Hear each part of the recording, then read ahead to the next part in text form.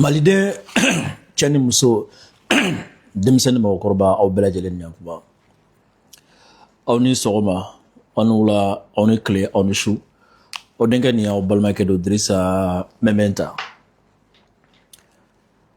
bi ni Ala sɔnna ma an bɛna an da don babu min na ka bɛn utukalo tile 25 ma san 2026 tarata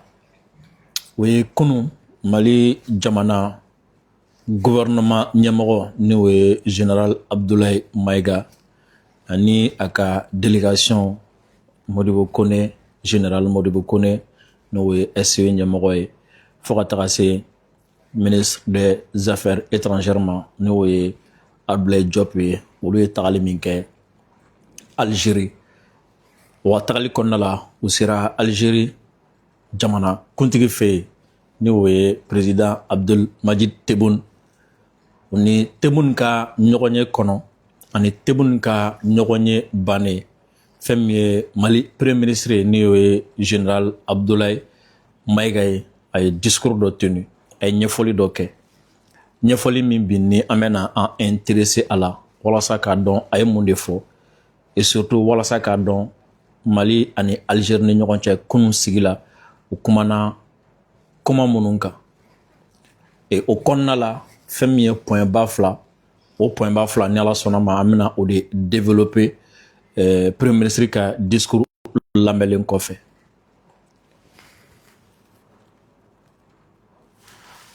o point ba fɔlɔ o ye fɛn min ye Mali premier ministre ye a y'a yira a ka kuma kɔnɔna la ko Algérie président ni o ye Abdul Majid Tebboune ko a ye invitation min adressé Mali président na n'o ye Assimi Goïta ye ko Assimi sɔnna weleli ma ni Ala sɔnna ma o ko tɔ kan ka kɛ cogo min na a ye dɔɔni ɲɛfɔ o la o kɔfɛ a y'a yira fana k'a fɔ ko fɛn min ye Algérie président ni o ye Abdul Majid Tebboune ye ko a ye dalakan di dalakan minnu ni o ye k'a fɔ ko fo ka taa fɔ ko min kɛra Mali kɔnɔ ko o ko tɛ Algérie ɲɛsira la Algérie tɛna na a da don a tɛna na sen don Mali kɔnɔ ko la o kuma in ka don kosɛbɛ nka ni Ala sɔnna ma développement na an bɛ a walawala kosɛbɛ hali n'a sɔrɔ kuma dɔ bɛ yen nɔ a bɛ fɔ ni dakuru ɲɛ kelen ye nka hakilima bɛ se ka a walawala k'a faamu k'a ka tata sɔrɔ a kɔnɔna la o la hakili la ɲininkali caman bɛ maliyɛnw bolo maliyɛnw ye ɲininkali caman kɛ jɔrɔna caman bɛ maliyɛnw na kunnasiri caman bɛ maliyɛnw na ni Ala sɔnna ma nin point fila a bɛ a bɛɛ lajɛlen jaabi et point fɔlɔ ni Ala sɔnna ma an bɛna tila ka o fana développer ni o ye fɛn min ye Algérie président a ye invitation min kɛ ka ɲɛsin Mali président ma ni Ala sɔnna ma an bɛna tila ka o fana développer aw ye ka d'a kan kunun fɛn min ye voyage a analyse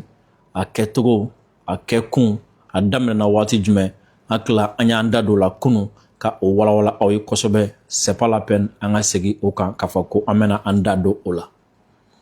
voyage kɔni bannen kunun fana n y'a fɔ aw ye n ko mɔgɔ dɔw bɛ yen jigilatigɛ kɔni ye olu sɔrɔ kosɛbɛ parce que olu kun bolo ko nin ye ko in bannen ko Algérie bɛna fara olu kan ka Assimi kɛlɛ ka Assimi ka fanga bi ko Algérie bɛna fara olu kan ka terrorisiw ani bamanciw dɛmɛ walasa ka Mali dafiri olu kɔni ma o ye olu kɔni donnen don sɛbɛnni misɛnnin video misɛnnin video kunkurunin kunun video mais ni Ala sɔnna ma ni sera a yɔrɔ ma n bɛna aw ka attention attirer ka taa point dɔ kan o ye point jumɛn a b'a dɔn o de senfɛ k'a fɔ ko Mali man di a den dɔw ye a b'a dɔn o de senfɛ k'a fɔ ko Mali ka intérêt man di a den dɔw ye et surtout a b'a faamu o de senfɛ k'a fɔ ko Mali den dɔw bɛ yen nɔ juguya hasiliya ɲɛngoya ani kɔnɔna juguya ani ŋaniya juguya sera a dɔw ta sera niveau dɔw la fo olu kɔni bɛ fɛn bɛɛ kɛ walasa ka Mali de lagosi n'o tɛ fɛn min ye Mali ale ni Algérie o ni ɲɔgɔn cɛ jamana in fila bɛɛ ministres ye dɔ fɔ ɲɔgɔn ma ne hakili la ni mɔgɔ min tilennen don i kan ka don min na ni Algérie communiqué kɛ k'a fɔ ko a ni Mali ni ɲɔgɔn cɛ mankan ko a nɔgɔyara ko a y'a ka espace aérien dayɛlɛ o don i kun kan ka Ataf ka discours k'a jouer Algériens ɲɛkɔrɔ u k'a lamɛn k'a jouer Tebboune ɲɛkɔrɔ a k'a lamɛn k'a fɔ ko kunun k'i ka ministre nin fɔ ɔ don min na fɛnɛ ni Algérie premier ministre y'a ka téléphone ta ka Mali premier ministre k'a wele ka tila ka d'a kan ko n ka président de ye n ci ko n k'i wele o don fana n'a sɔrɔ ni aw kun tilennen bɛ n'a kun bɛ jamana in fɛ ni mɔgɔ ko kun tɛ ni ŋaniya juguya kun tɛ o don aw kun kan ka Ataf ka vidéo kɔrɔ k'a jouer fɛn min Algérie premier ministre ɲɛkɔrɔ k'a fɔ ok e kuma e tɛ maloya kunun e ka ministre nin fɔ Mali ma e de filɛ ne ka o premier ministre wele bi a m'o fɔ ɔ n'a sɔrɔ ni maloya kun bɛ u la ko Mali ko kun b'u dusu la ko mɔgɔ tilennenw don ko mɔgɔ ladiriw don k'u ka hɔrɔnya ko a dafalen don don min na Algérie président ni a ye a ka premier ministre ci ko ka Mali wele ko k'a fɔ premier ministre u b'a invité o don min na fana Algérie président ni a ye invitation ci Mali président ma o don aw kun kan ka Algérie président ka discours tɔw ka a rappeler olu fana la nka o ma nin si kɛ a b'a ye waati o waati u bɛ Mali ministre dɔ de ka discours kɔrɔ labɔ mais waati si u tɛ sɔn ka Algérie ka ministre kɔrɔ ka discours labɔ o tɛ Algérie président ka discours kɔrɔ labɔ o kɔrɔ ye jumɛn ko olu ye Algérie ta u faso kan o kɔrɔ ye jumɛn ko olu ka laɲini tɛ foyi ye ka u faso de yira diɲɛ na waati bɛɛ o kɔrɔ ye jumɛn olu ka laɲini tɛ foyi ye ka a yira dɔrɔn k'a fɔ ko olu faso de jo t'a la o kɔrɔ tɛ foyi ye olu bɛ fɛ waati o waati ka fiɲɛ dɔ ɲini u yɛrɛ faso de la u buruju bɛ bɔ yɔrɔ min na u tonso n'u barajuru bɛ yɔrɔ min na yɔrɔ min ka kunkɔrɔta kan ka kɛ u ka faso kunkɔrɔta ye yɔrɔ min kumasuli kan ka kɛ u ka faso kumasuli ye olu ka laɲini de waati o waati ka yen de maloya k'u ka jamana de lamaloya k'u ka jamana de kɛ jamana ye i n'a fɔ min ni mɔgɔ ka bonya mankan tɛ ka d'a kan waati si an m'a ye k'a fɔ ko u ka kumakɔrɔ fɔ kumakɔrɔ ta ka na video kɔrɔ bɔ an m'a ye waati si u fɛ k'u ye Tebboune ka kuma dɔ ta ko kunun Tebboune ye nin fɔ bi munna ye Assimi invité u ma na ni kumakɔrɔ ye ko Ataf ye nin fɔ munna i sɔnna ka taa Ablaye Mayiga kunbɛn aéroport la u ma na ni o kuma ye u ma nana ye fana k'a fɔ e de y'a fɔ ko Ablaye Mayiga ye nin ye Nations Unies na mais o bɛɛ la o mɛ e ka président filɛ ne ko Ablaye Mayiga de wele ka o de reçoit u ma o hakili jigi o la nka waati o waati u bɛ na u b'a fɔ k'u bɛ dɔ de fɔ Mali ma o la a b'a dɔn o senfɛ k'a fɔ ko mɔgɔ minnu don ko juguya ɲɛngoya hasidiya bɛzɛngɔniya ko o de ye place sɔrɔ u ka malo bɔrɔ kɔnɔ wa o tɔɔrɔ ni o juguya min bɛ u kan a bɛ fɔ ten ko donso sɔgɔsɔgɔbagatɔ ko mɔgɔ mankan tɛ ka o danga sabula ale tɛna sogo sɔrɔ ka a faga wa ni Ala yɛrɛ ma jan kɛ sogo de b'ale sɔrɔ mais ale tɛ sogo sɔrɔ an b'a fɔ mɔgɔw ninnu k'u ka continuer ko anw bɛ ka avancer et u ka dimi filanan ye jumɛn ye tuguni olu kun hakili la ko n'olu farala Algérie kan ka u faso kɛlɛ ko n'u farala Algérie kan k'u faso buruja ko n'u farala Algérie kan k'a yira diɲɛ na k'a fɔ k'olu faso de ye faso lankolon ye k'a fɔ k'olu faso de jo t'a la ko Algérie bɛna na girin olu de nɔfɛ Algérie bɛna na dili kɛ olu de ma Algérie bɛna na olu de kɛ diɲɛ na mɔgɔbaw ye u ɲɛ b'a la olu yɛrɛ ko anw minnu bɛ yen nɔ ko ni anw de bɛ Algérie buruja ko anw minnu jo tɛ a la Algérie girinna anw ni jamana de nɔfɛ n'an ka jamana ɲɛmɔgɔ nɔfɛ ka olu to yen nɔ o fana degun o tɔɔrɔ o ɲani ani o dusuma kasa bɛ u kan kosɛbɛ o fana o bɛ sɔn ka dadigi kɛ u la kosɛbɛ sabula u ma foyi ye ko ninnu na fɔlɔ u ma foyi de ye fɔlɔ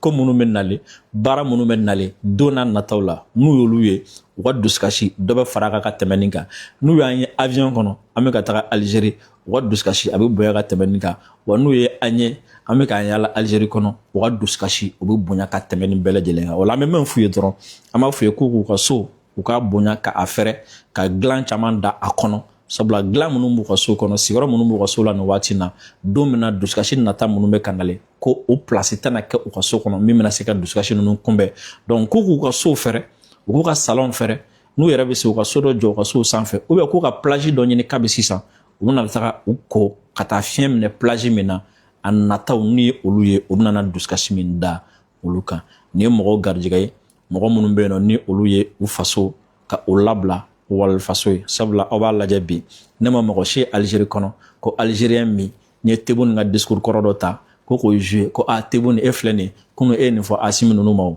munna e ye Assimi invité bi m'a ye ma Algérien ye min ye Ataf ka discours kɔrɔ dɔ ta e ye nin fɔ Mali ma kunun munna i filɛ nin ye k'o Mali kelen invité munna aw de fɔlɔ la ka premier pas ta ani o ni Mali ni ɲɔgɔn cɛ m'a ye et surtout fɛn min ye Abdoulaye Mayiga ye a ye discours min teni kunu a ye min fɔ ma Algérien si ye ka bɔ k'a fɔ ko aw bɛ ni kɛlɛba in bɛɛ la ja aw de bolila ka tugu Mali kɔ ma Algérien k'a fɔ o kuma Malien hakili la nin kan ka aw permettre ka fɛn caman faamu o b'a yira k'a fɔ ko kɛlɛ in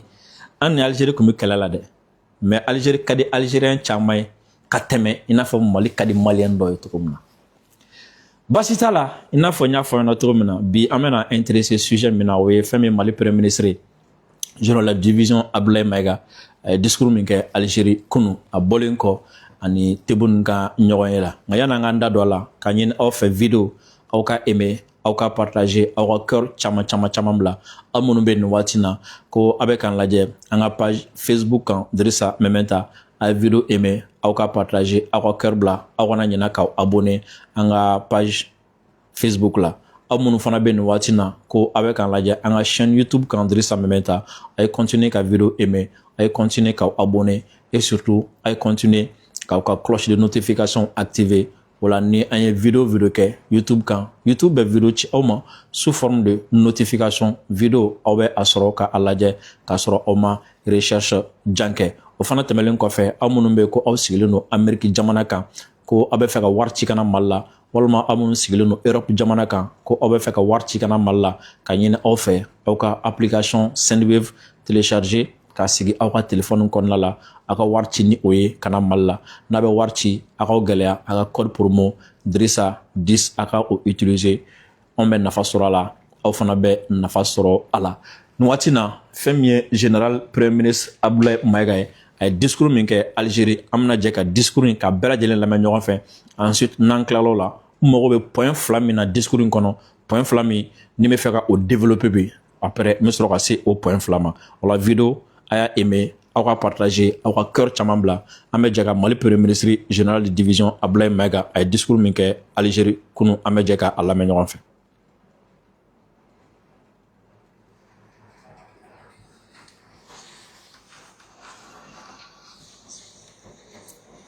Nous avons été reçus en audience aujourd'hui par son Excellence le président de la République, le président Abdelmadjid Tebboune. Nous voudrons vraiment le remercier pour cet honneur qu'il nous a accordé. Nous étions porteurs d'un message de la part de son frère et homologue, le général d'armée, Assimi Goïta, président de la transition, chef de l'État du Mali. À travers ce message, son Excellence le général Goïta a remercié son homologue, le président Abdelmadjid Tebboune, pour l'invitation qu'il lui a adressée d'effectuer une visite officielle à Alger. À travers cette invitation, le président Goïta considère cela comme étant une marque d'affection, une marque de considération à son endroit et à l'endroit du peuple malien frère. Il a évidemment marqué son accord à effectuer cette visite officielle à Alger. Et s'il plaît à Dieu, les dates seront convenues par les canaux diplomatiques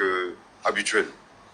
Au cours de cette audience, son Excellence le président Abdelmadjid Tebboune nous a prodigué de sages conseils. Et également de la part de son frère, je pense que le constat a été fait clairement que le Mali et l'Algérie partagent à la fois la géographie. Je voudrais ici faire mienne d'une affirmation de son Excellence le président Abdelmadjid Tebboune,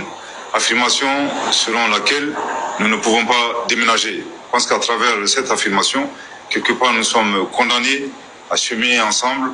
condamnés à œuvrer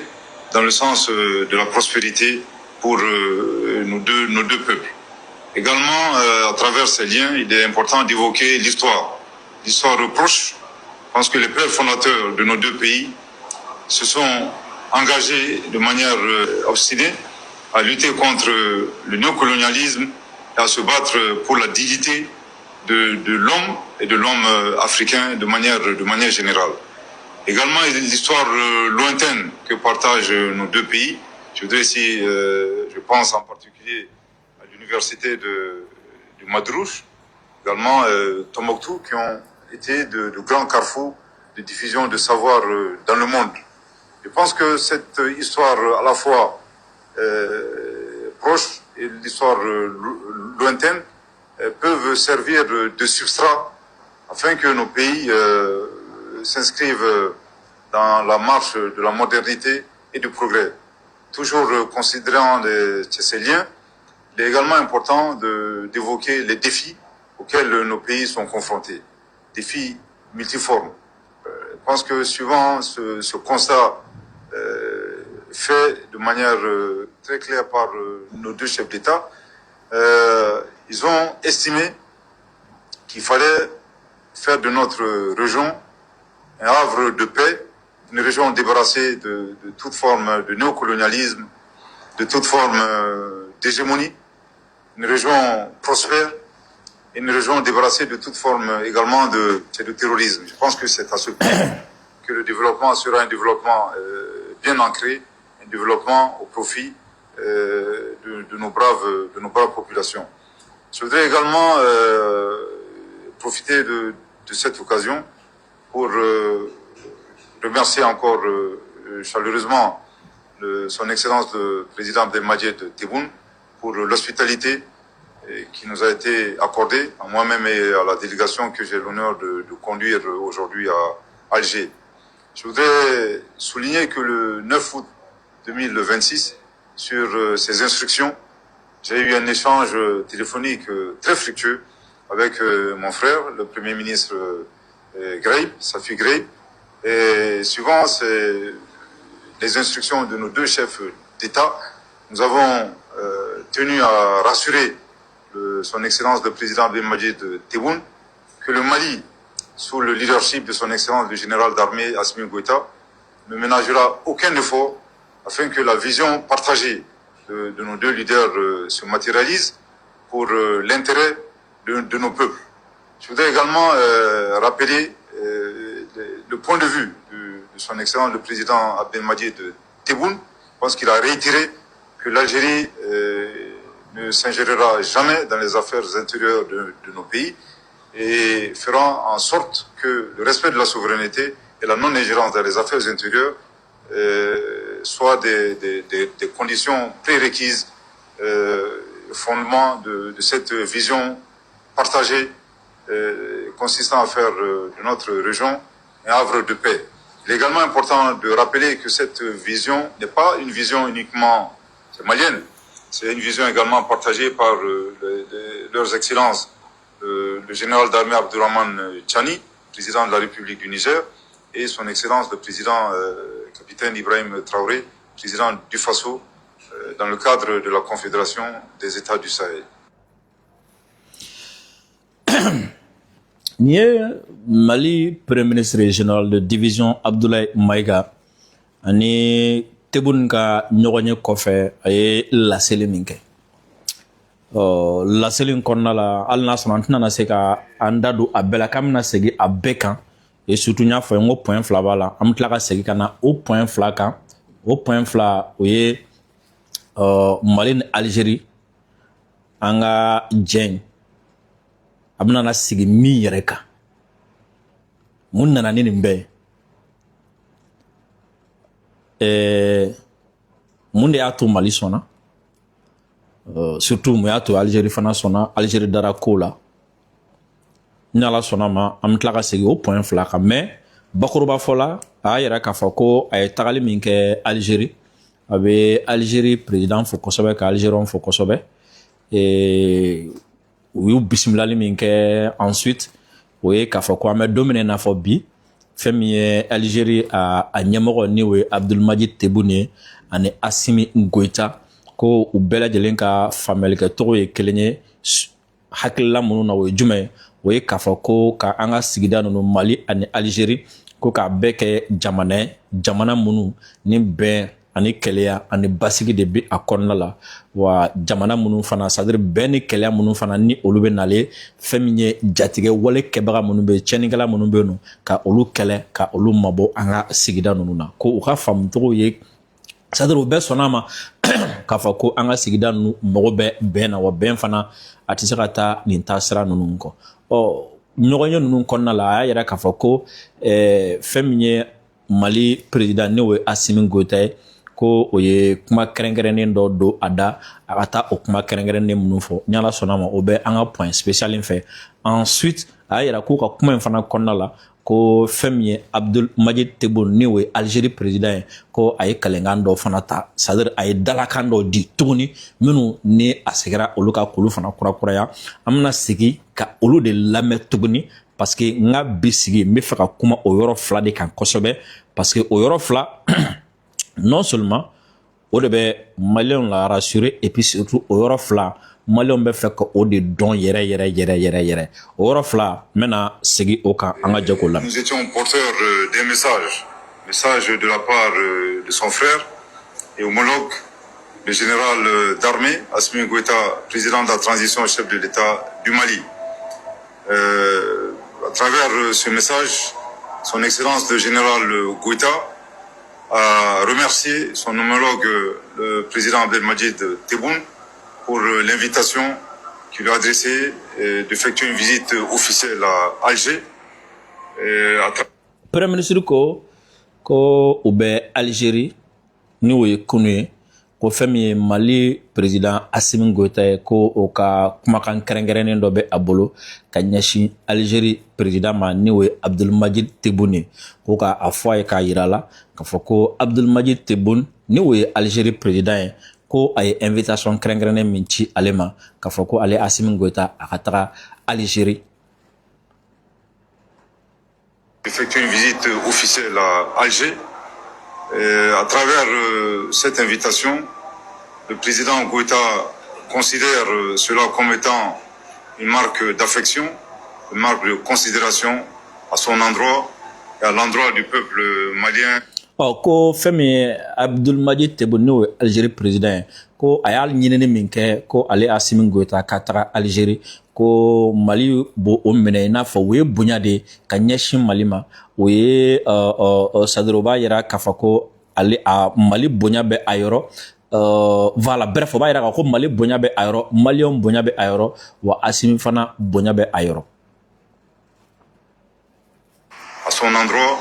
et à l'endroit du peuple malien frère.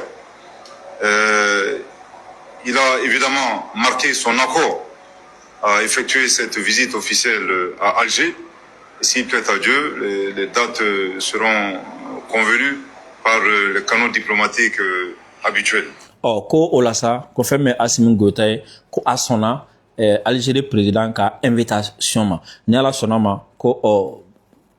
a taa ni ka segin kan ka kɛ cogo min na ko ni Ala sɔnna ma don n'a natɔ la olu kan ka fɔ yɔrɔ minnu na olu kan ka tɛmɛ sira minnu fɛ k'o na fɔ a fɔyɔrɔ la a nana tɛmɛ a tɛmɛ sira fɛ donc message ba fɔlɔ o ye jumɛn o ye Assimi Goïta a ye Abdelmadjid Tebboune ka invitation ka accepter sabula a y'a yɛrɛ k'a fɔ ko invitation in vraiment bonya de don ka ɲɛsin Mali ma Malidenw ma ani Mali yɛrɛ fanga ma. Je voudrais également rappeler le point de vue de son excellence le président Abdelmadjid Tebboune. Je pense qu'il a réitéré. Fɛn min Mali premier ministre a ko a ka d'a ye nin waati na ko ka hakililajigin kɛ fɛn min Algérie président a ka kunkilenafan c'est à dire a ye kow ye cogo min na ko a bɛna hakili jigin kɛw la ko ka sababuya kɛ ko fɛn min ye hali u ka kunun sigi kɔnɔna la ko Algérie président n'o ye Abdelmadjid Tebboune ye ko a tila ka segin a kan tuguni ka a dalakan de tuguni a tila ka segin a kan tuguni k'a kan de tuguni ka ko dɔ bɛ yen nɔ kuma dɔ bɛ yen nɔ k'o lakurakuraya tuguni o ye kuma jumɛn ye a bɛna o de fɔ sisan. De son excellence le président Abdelmadjid Tebboune, je pense qu'il a réitéré que l'Algérie ne s'ingérera jamais dans les affaires intérieures de nos pays et fera en sorte que le respect de la souveraineté et la non-ingérence dans les affaires intérieures soient des conditions prérequises, fondement de cette vision partagée. Ko o la ko fɛn min Algérie président n'o ye Abdelmadjid Tebboune ye ko a y'a a kan de tuguni ka a la kurakuraya tuguni k'a fɔ ko olu Algérie u tɛna u sen don Mali kɔnɔko la, Mali affaire interne na, c'est à dire olu tɛna fɔ Mali ka mara nin togo la, u tɛna fɔ Mali ka taa nin sira fɛ, u tɛna fɔ Mali ka kuma karisa fɛ, u tɛna fɔ Mali ka négocier ni karisa ye, u tɛna fɔ Mali ka gɛrɛ karisa la, Mali kana gɛrɛ karisa la, u tɛna n'a fɔ Assimi mi Mali mara togo min na, Abdoulaye Mayiga b'a ka gouvernement mara togo min na, Maliens yɛrɛ dama ni ɲɔgɔn cɛ ko u tɛna u da don o la tuguni. Wa ko fɛnɛ a bɛna fɛn bɛɛ lajɛlen kɛ walasa le fait que olu tɛna u sen don an ka ko la, o de bɛna kɛ désormais ye sigilan ye, an bɛna na taabolo kura min ta ani ɲɔgɔn cɛ sisan, an bɛna nin baara minnu kɛ ɲɔgɔn kan, ko a bɛna sigi min kan ko Algérie président y'a kan di k'a fɔ ko u da tɛna don Mali kɔnɔ kuma la. A ko a kun y'o kuma b'a yɛrɛ k'a fɔ, a kun y'o fɔ, o b'a yɛrɛ k'a fɔ ko nin ko in bɛɛ daminɛ la Algérie sɔnna o ma, Algérie y'a yira ka a kan di u tɛna u da don Mali kɔnɔ kuma na, ko kunun sigi fana la ko a tila ka segin a kan tuguni k'a fɔ ni Ala sɔnna ma Algérie tɛna da don Mali kɔnɔ kuma na, wa a tɛna dan o ma dɛ, ko a bɛna fɛn bɛɛ kɛ, c'est à dire il va faire en sorte kɔrɔ jumɛn, a bɛna hakili to a ka ministre la, ka hakili to a ka gouvernement na, ka hakili to a ka jamanadenw na, ka hakili to a ka diplomate la, ka hakili to a ka sécurité la, mɔgɔ si kana sɔrɔ olu la minnu sen don Mali kɔnɔ ko la. Kuma in b'o de yira.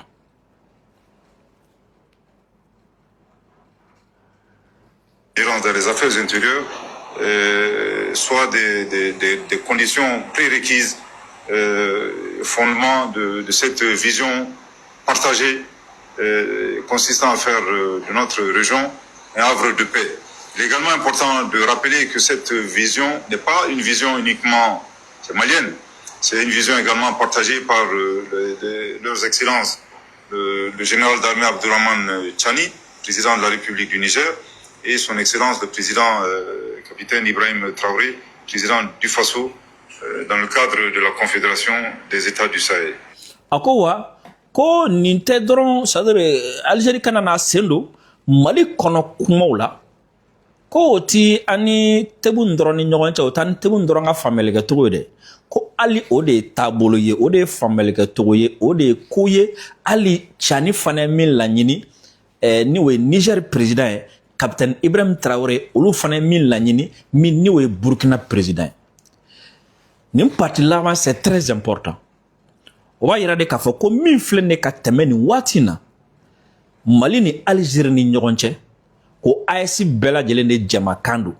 ko AES bɛɛ lajɛlen de bɛn'a kan, wa ko nin ye AES bɛɛ de ka faamuli kɛcogo ye, ko AES bɛɛ de jɛra k'a fɔ Algérie ye, wa Algérie sɔnna AES bɛɛ de bolo. Désormais Mali kɔnɔ ko aw kana aw da don o la, wa o de ye ko ye komi ni an ka siniɲɛsigi baara bɛɛ bɛna tɛmɛ baara min kan. Donc on va yira k'a fɔ ko c'est le volet AES ici qui a été mis en avant. Maintenant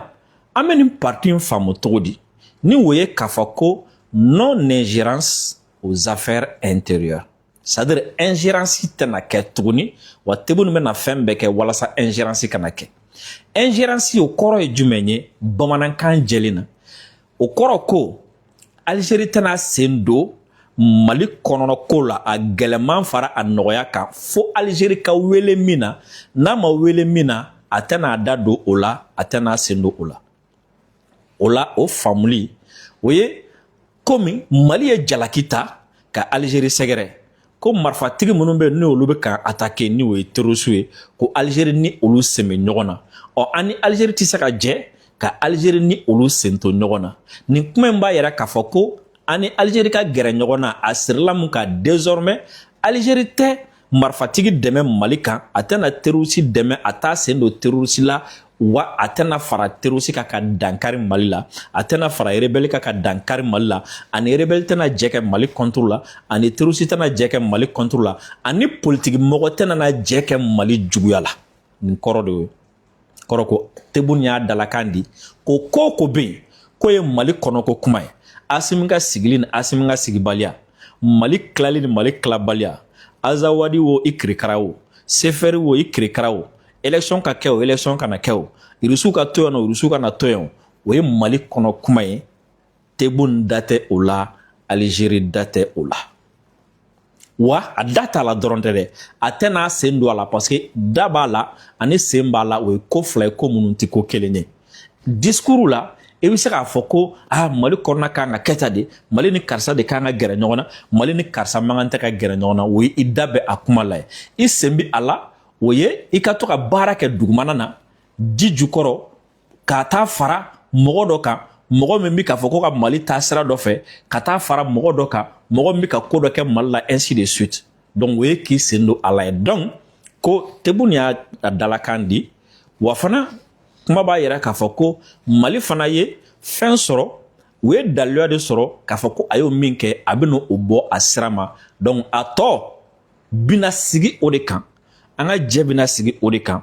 an ka coopération bɛna sigi o de kan fɛn o fɛn bɛ nalen kɔfɛ a bɛɛ bɛna sigi o de kan donc o la i b'a faamu k'a fɔ ko discours in a daminɛ o bɛ justifier ni nin yɔrɔ in de ye donc o la komi an bɛnna nin kan an ye ɲɔgɔn faamu nin na fo i y'an bonya k'a fɔ ko an invité ko an ka na i fɛ yen parce que invitation fana ye bonya de ye jamanaw ni ɲɔgɔn cɛ donc komi i y'an bonya k'an invité a diyara n ye président ko n sɔnna n bɛna i ka invitation na n'o o ko sera don min na o kan ka tɛmɛ sira minnu fɛ o bɛ tɛmɛ hakili la n ko mɔgɔ bɛ yɔrɔ min na a y'o faamu kosɛbɛ maintenant n'a y'o faamu mɔgɔ dɔw bɛ k'a fɔ ko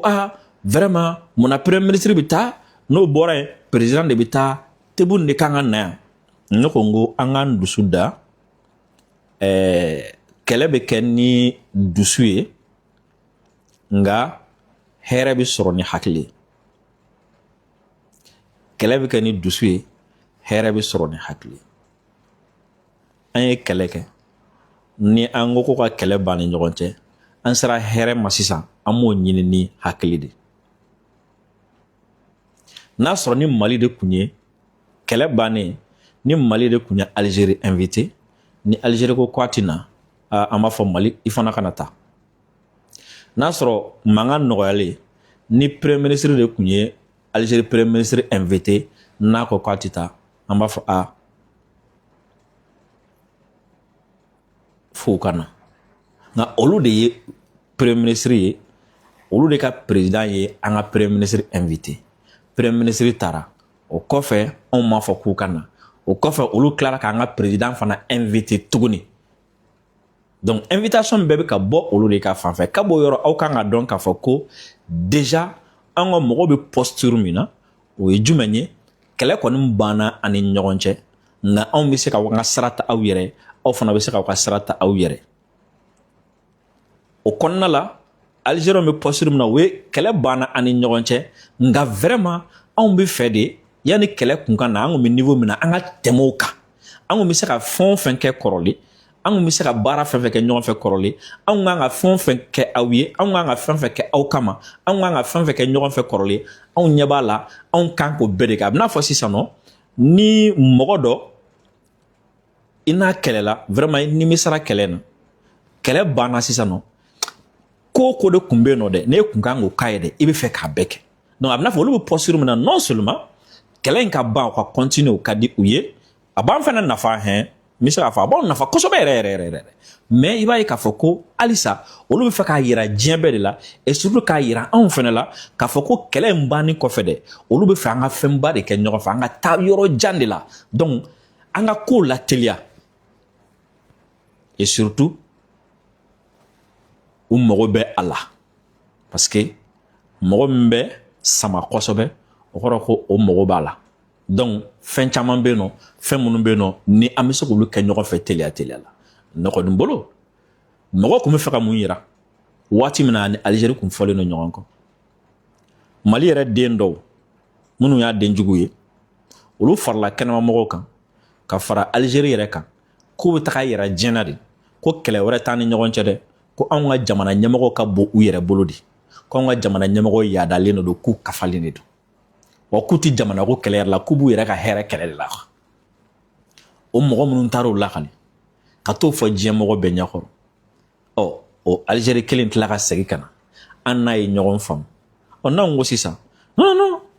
cɛ non anw ti taa dɛ non anw ka sira foyi t'a la ni tɛbuni bɛ n'a kana n'a ti n'a ka to yen ni atabu bɛ n'a kana n'a ti n'a ka to yen donc o y'anw ye k'an yɛrɛ bila o yɛrɛ bonya minɛn kɔnɔ alors que yan'an k'an yɛrɛ bila o yɛrɛ bonya minɛn kɔnɔ an b'a jate minɛ ok n'an taara Algérie a bɛ mun de tiɲɛ anw ye an b'o calculer n'an taara Algérie n'an bɛnna la a bɛ se ka mun de nɔgɔya kɛlɛ min bɛ an kan a bɛ se ka mun nɔgɔya kɛlɛ na a bɛ mun nɔgɔya jolibɔn na a bɛ mun nɔgɔya jamana ka développement yɛrɛ la n'an y'a ye k'a fɔ ko kɛlɛ in na ani kɛlɛ nɔgɔyali ani sécurité la ko a bɛ caman ɲɛ o la ensuite an ka jamana développement yɛrɛ ko a bɛ caman kɛ o fana la baasi foyi t'a la ni sécurité garantie la an bɛ taa a bɛ fɔ ne ma ko ɲɛmɔgɔ ka taa jamana ka hɛrɛ nɔfɛ ka taa jamanadenw ka hɛrɛ nɔfɛ yɔrɔ la hali n'a sɔrɔ ni tun y'a yɛrɛ to a yɛrɛ ma a tɛna sɔn ka taa ye donc on va pas ka don o yɛrɛ bonya ani mɔgɔ kun bɛ fɛ k'an yɛrɛ bila o yɛrɛ bonya minɛn min kɔnɔ an tɛna n'an yɛrɛ bila o minɛn kɔnɔna la ce qui nafa bɛ min na bi o ye Algérie y'a dalaka min di dalaka in ka bato an k'a ye sur le terrain an k'a ye action na an k'a ye kɛwalew la an k'a ye fɔtaw la le reste waati bɛ o tiɲɛ ni o nkalon di an ma jamana ti jɔ ni humeur ye jamana ti jɔ ni émotion ye